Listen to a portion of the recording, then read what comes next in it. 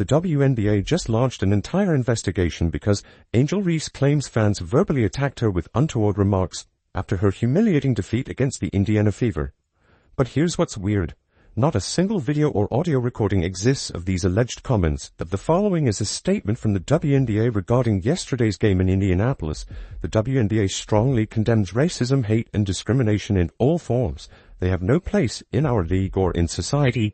We are aware of the allegations and are looking into the matter. Now, I agree with strongly condemning racism, hate, and discrimination in all forms, and I agree they have no place in our league or in society. Agree. What we do have video of: Angel Reese getting absolutely dominated by the Fever while Caitlin Clark put on a clinic. Is this just a convenient distraction from getting embarrassed on the court? Do you think the allegations are true? Let us know down in the comments below. Let's look at what really happened. So what actually happens when a basketball player gets embarrassed on the court? Apparently they claim racial verbal abuse without providing a shred of proof. That's exactly what we're seeing with Angel Reese and the Chicago Sky after they got absolutely demolished by the Indiana Fever. I would not have put out a statement about anything until the actual investigation was concluded. I do not see the benefit of the statement now. It makes the story 10 times bigger than it was. So from that kind of standpoint, I just don't get it. Let's break down what Reese and her supporters actually claimed happened. Following the game, social media exploded with posts alleging that Fever fans hurled untoward remarks and comments at Reese. These text-only accusations spread like wildfire across Twitter and Instagram, gathering thousands of retweets and comments within hours. The WNBA immediately announced an investigation under their No Space for Hate initiative. I really hope this isn't in response to some of the stuff that's been floating around on social media in the last day or so. Allegations made in text form with no backing or any video or even any evidence that the person who's making them was in attendance. And the thing about sounds, which has been debunked by other video evidence. I really sincerely hope that the league did not respond to that. But wait a minute. Despite these serious allegations that prompted a full league investigation, not a single video, audio clip, or independent witness has verified these claims. Think about that for a second. In an arena filled with thousands of fans, many holding phones recording every moment, numerous broadcast cameras, and courtside microphones, not one piece of evidence has emerged. This isn't how it usually works. When fans actually misbehave at sporting events, we typically see evidence almost immediately. Remember when that fan threw popcorn at Russell Westbrook? Or when someone in the front row verbally harassed Caitlin Clark last year? Video evidence surfaced within minutes, not days. Yet here we are, with nothing but text posts as proof. Even more suspicious is the timing of these allegations, coming right after Reese's miserable performance against Clark. The Sky got absolutely destroyed by the Fever, and Reese struggled mightily while Clark shined. You have to wonder if this whole controversy is just a convenient way to change the conversation from what happened on the court. What's really telling is that no one else in attendance has backed up these claims. Journalists covering the game? Silent. Other fans sitting in those sections? Nothing. Arena staff? Not a peep. Even the most vigilant social justice advocates in sports media haven't been able to find a single person who actually heard these alleged slurs. The Chicago Sky released a statement supporting their players, which is fine. Teams should always have their players' backs. But their statement almost implied the Fever's arena was unsafe, which feels like a stretch given the complete absence of evidence. Let's be clear. Racial abuse is never acceptable, and if it happened, those responsible should face consequences. But the complete absence of evidence suggests these claims may be fabricated to distract from what actually happened on the court. Speaking of what happened on the court, let's look at the real story everyone should be talking about: how the Fever absolutely dismantled the Sky. Angel Reese acted like a total and complete idiot, and it got called out for it. Over a take foul. Stop it. We all know what's behind this. While Angel Reese fans were busy crafting accusations on Twitter, the actual game told a completely different story. The Indiana Fever didn't just beat the Chicago Sky. They absolutely demolished them in a statement win that exposed the growing gap between these two teams. The numbers tell part of the story. The Fever controlled this game from start to finish, shooting at a higher percentage, dominating the boards, and playing with the kind of confidence we've come to expect from a team that's finding its identity. At the center of it all was Caitlin Clark, who delivered a triple-double masterclass with 20 points, 10 rebounds, and 10 assists. Clark dictated the pace all night, finding teammates for easy buckets and knocking down shots when defenders gave her even an inch of space. Meanwhile, Angel Reese struggled mightily, looking lost against the Fever's defense and forcing shots that had almost no chance of going in. The Fever's game plan against Reese was particularly effective. They fronted her in the post, sent quick double teams when she did get the ball, and most importantly, they kept her off the offensive glass where she typically creates second-chance opportunities.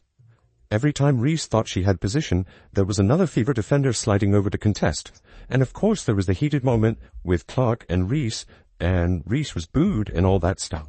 But I've been to a lot of sporting events, and in my experience there was nothing out of the ordinary. There was nothing that would make one think, oh, this is a hostile environment. Not even close, really. It was a friendly, fun game atmosphere, and of course, fans got into it after that moment. So I am just really hopeful that it isn't what a lot of people are thinking it is, and the league overreacting to and feeding into social media speculation, because that would be a horrendous misstep. Aaliyah Boston deserves special recognition for her defensive performance. Boston completely neutralized Reese's interior presence, blocking shots, altering others, and generally making life miserable for anyone wearing a Sky jersey who ventured into the paint.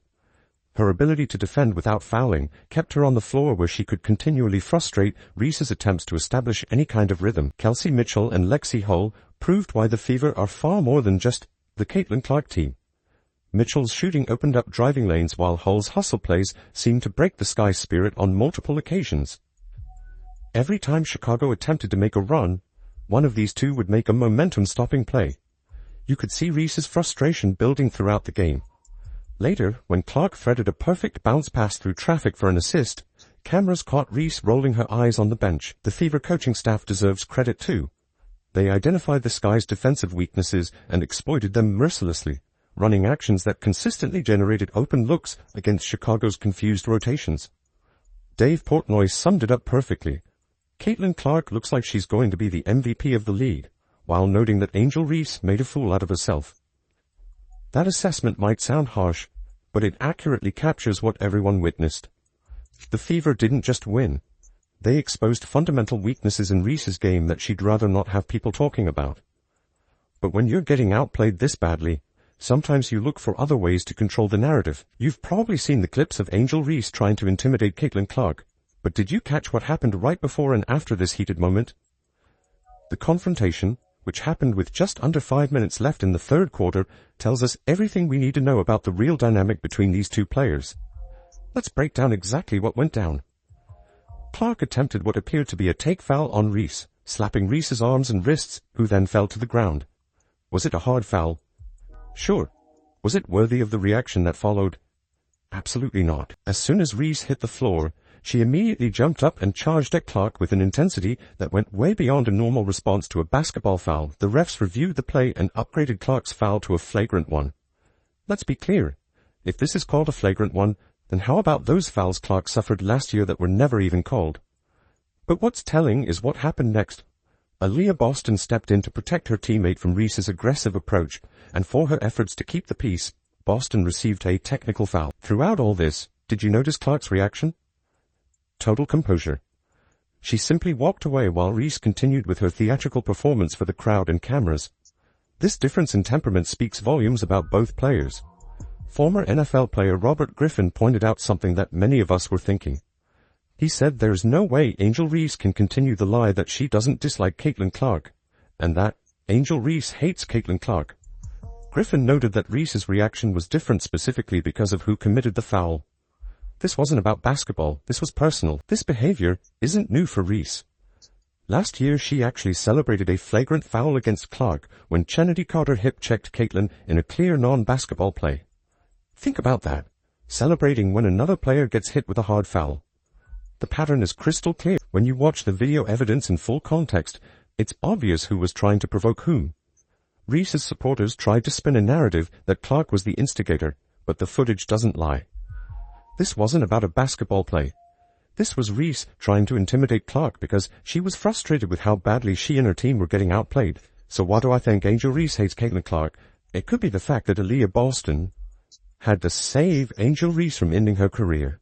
This is the still shot after the foul that Caitlin Clark put on Angel Reese. Angel Reese tried to hit her, but if it wasn't for Aaliyah Boston putting her arms in the way, Angel Reese would not be playing basketball anymore, because she was going to sucker punch Caitlin Clark. This pattern of fabricating narratives extends beyond just this single game. It's becoming a predictable strategy whenever Reese encounters Clark on the court. Create drama, play the victim, and hope everyone forgets about the actual basketball being played. But fans are starting to see through it. The media keeps pushing this Clark versus Reese rivalry narrative, but after what we just saw on the court, can we even call it a rivalry anymore? For something to be a rivalry, both sides need to be competitive. What we're seeing instead is one player and team clearly pulling away, while the other stagnates. LeSean McCoy, hell of an NFL player, now he's at FS1. Man, for y'all who try to compare Angel Reese to Caitlin Curry Clark, should knock it off. It wasn't close, and the college pros watching this game, they're on two different planets. Yeah, from a basketball standpoint, they're not close. They're not. It's not even an argument anymore. Let's look at the trajectories since they both joined the WNBA. Clark broke 62 records and won Rookie of the Year, not to mention all WNBA honors in her debut season. The team situations tell an even clearer story. The Fever have built a legitimate championship contender around Clark. They've surrounded her with perfect complementary pieces who maximize her strengths. The Sky, on the other hand, seems stuck in mediocrity with no clear direction forward. You got a super-duper phenomenal transcendent star versus a character actor or role player.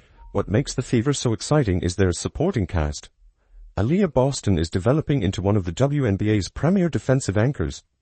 When she protects the paint, opposing teams literally change their entire offensive strategy. Kelsey Mitchell continues to prove she's one of the league's most underrated scorers, capable of dropping 25-plus points on any given night. And how about Lexi Hull? Her hustle plays and improved three-point shooting have transformed her into exactly the kind of glue player championship teams need. The statistical gap between Clark and Reese widens with each matchup. Clark's assist numbers alone show how she elevates everyone around her. She creates opportunities that simply wouldn't exist without her court vision. Reese, meanwhile, seems more focused on creating drama than creating scoring opportunities for her teammates. Look at the Fever's front office moves too. Every decision they've made signals a franchise fully committed to building a dynasty. They've acquired veterans who complement their young core and bring championship experience such as Natasha Howard, DeWanna Bonner, Sydney Colson, and Sophie Cunningham. They've implemented development programs designed for sustained success. The Sky's approach feels more random, a collection of players rather than a cohesive team with a shared vision. The supposed rivalry exists only in social media posts and manufactured media narratives. On the court, the Fever are clearly establishing themselves as the team of the future, while the Sky struggle to find their identity. While the league investigates phantom fan comments based on unverified social media claims, savvy basketball fans are watching something much more real: the emergence of a championship contender in Indiana. The Fever aren't just winning games, they're building something special that could dominate the WNBA for years to come.